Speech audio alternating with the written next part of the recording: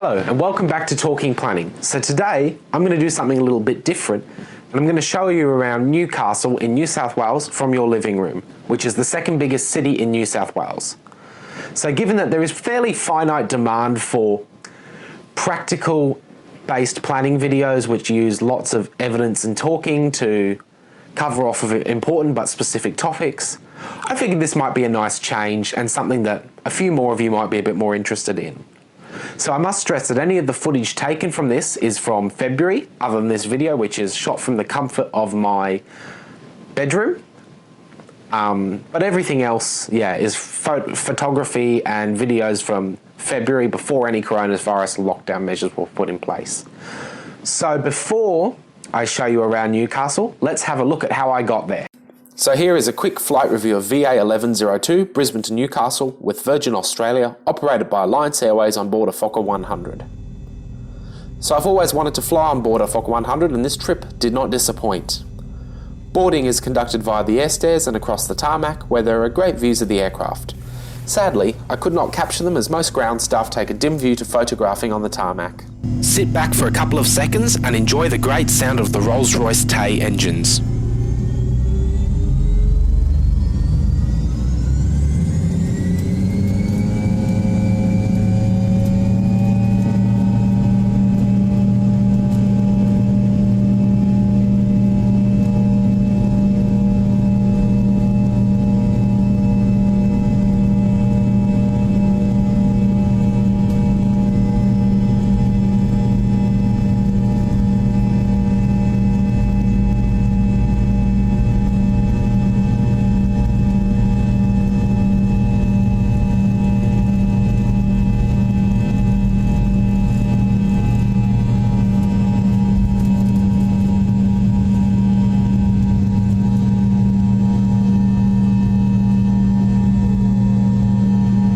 Once I boarded, I took my seat, 19G, which is the second last row and has great views of the engine.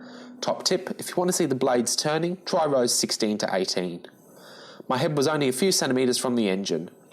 Legroom was reasonable, however the old school seats are much bulkier than modern ones, which eats up a fair bit of space.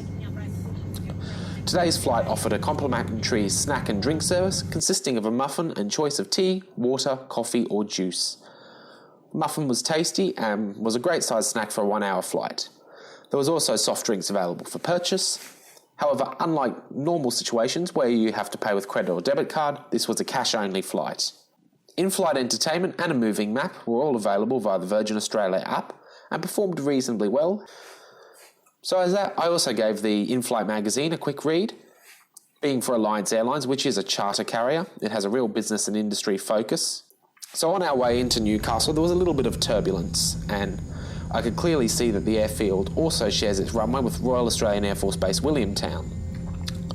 I did get a good view out the window of Newcastle and I could see the industrial roots of the city. Newcastle has been a major trade city for coal, however there's also growing tourism in the area, particularly in the Hunter Valley, and wine production. Fortunately, the wine tastes a heck of a lot better than the coal. Overall, it was a very pleasant flight, and at $129, pretty good value, considering that price also includes a light snack and 20 kilos of luggage. On landing in Newcastle, it becomes apparent that the city is actually fairly far from the airport. Luckily, just after landing, I was able to get a bus into town within about 10 minutes. And the bus ride takes about half an hour and goes through a mix of open greenery, industrial areas, suburbs, and into Newcastle interchange. It was a short tram ride and walk to Newcastle Beach YHA, which is a clean and tidy hostel, only a short walk from the beach, and sure, it mightn't be the Hilton, but it's perfectly acceptable for a few days on a student-friendly budget. So after dropping my bags and settling in, I knew there were a few things in Newcastle that I had to see.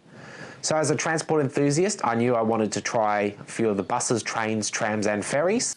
Newcastle's bus network is reasonable and connects you from the CBD to most suburbs and shopping centres. The frequencies cannot compete with the larger Australian cities, but considering the population size, are fairly adequate. I was surprised that ridership seems quite high, especially for weekends. There are services operated by Newcastle Transport, Hunter Valley Buses, Port Stephens Coaches and Rover Coaches around the local area. Newcastle also has a train network with intercity trains departing to Sydney, typically every hour or better. The journey between Sydney and Newcastle takes about 2 hours and 50 minutes by train with New South Wales Trainlink VSETs or Oscars. Local services use two-carriage diesel railcars, either the Hunter or Endeavour class trains. Having a suburban rail network outside of a state capital is rare in Australia. Local services travel from Newcastle interchange to Maitland and either onto Talara or Dungog. The city also has a single tram line connecting Newcastle interchange to Newcastle Beach, with a few stops in between. The service provides a fairly good link between business and the beach. Unlike normal trams, these use a supercapacitor rather than permanent overhead power.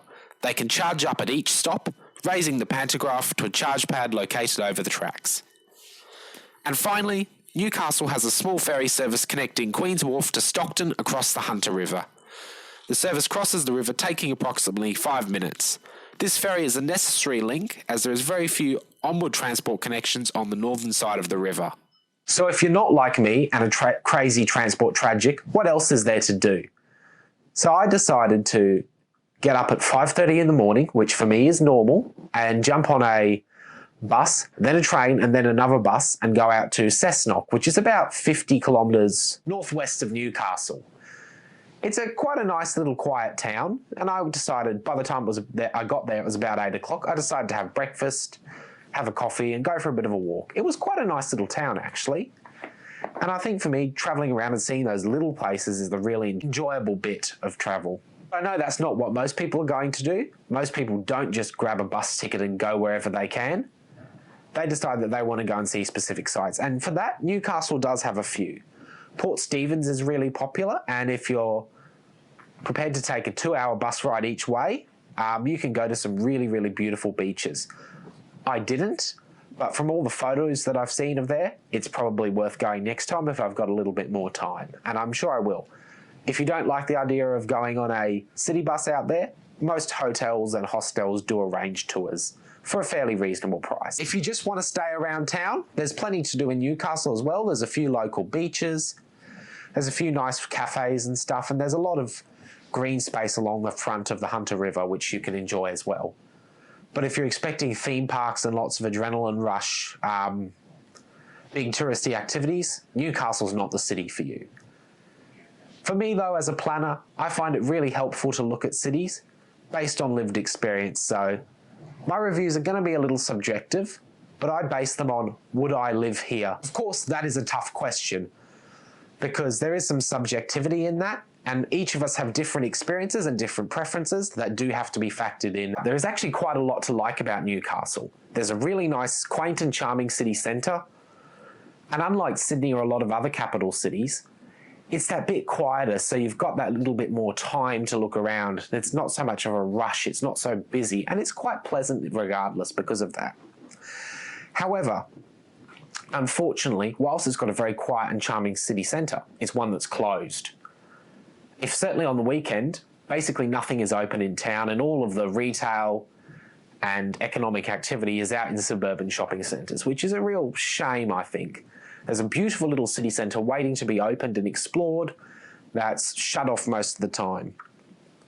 And unfortunately, people do decide to then flock to large format retail shopping centres. However, I am fortunate to say that Newcastle has actually been taking an effort to prevent this. There's a lot of new retail and restaurant precincts and apartments and waterfront living that's opening up along the Hunter River, which is really nice to see, and I think that will help make that city BD area a lot more pleasant and more enjoyable to spend some time. Unfortunately, that same great work is offset by one thing. Newcastle is also home to the world's first drive-through only KFC, so there's no dine-in restaurant.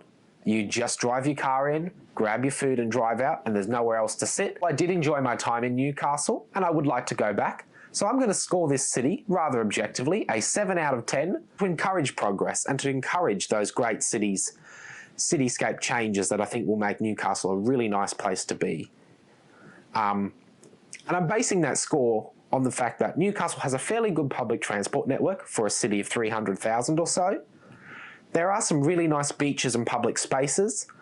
However, I do find, that really big reliance on suburbia it's a bit of a shame because it's such a nice city there that is really waiting to be unlocked. And I'm hoping that with a few of these changes coming through, like some of that waterfront precinct development and landscaping and new public space, that happens.